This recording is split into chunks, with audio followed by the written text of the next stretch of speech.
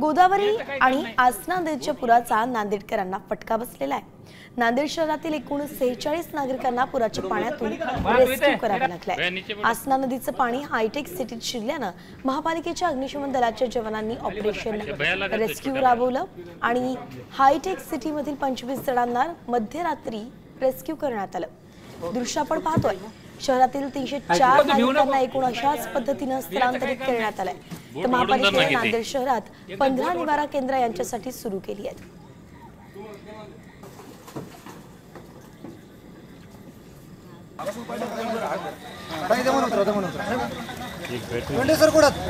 त्यामुळे बंद करायला बोलवले सगळं। लाईट जर बंद झाल्या तर तुकडा वगैरे काय आला तर काय करणार आहोत? कोण जिम्मेदार आहे? बाहेर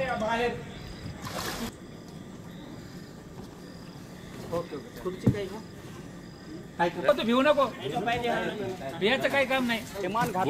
आपण सध्या आहोत नांदेड शहरालगत असलेल्या या हायटेक सिटी मध्ये आणि आपण पाहू शकतो की आसना नदीच्या पुराचं पाणी, आसना नदीने धोक्याची पातळी ओलांडलेली आहे आणि संपूर्ण हे हायटेक सिटी जे आहे ते संपूर्ण घरं पाण्याखाली गेलेले आहेत। संपूर्ण वाहनं असतील आणि संपूर्ण साहित्य त्यांचं या पाण्यामध्ये भिजलेलं आहे आणि नांदेड महानगरपालिकेच्या अग्निशमन दलाच्या जवानांनी सकाळपासूनच रेस्क्यू ऑपरेशन सुरू केलेलं आहे। आता सध्या रात्रीचे 12 वाजत आहेत आणि या हायटेक सिटीमध्ये अनेक जण अडकलेले आहेत अशी माहिती आहे आणि या सगळ्यांना काढण्यासाठी, या सर्वांना काढण्यासाठी नांदेड अग्निशमन दलाचे जवान शर्थीचे प्रयत्न करत आहेत आणि एकंदरीत पाहिलं तर या हायटेक सिटीमधून आतापर्यंत 25 जणांना सुखरूप बाहेर काढण्यात अग्निशमन दलाच्या जवानांना यश आलेलं आहे आणि अजून देखील नागरिक मोठ्या प्रमाणात या ठिकाणी आहेत आणि त्यांना काढण्याचं आणि घराबाहेर येण्याचं आव्हान देखील अग्निशमन दलाच्या जवानांकडून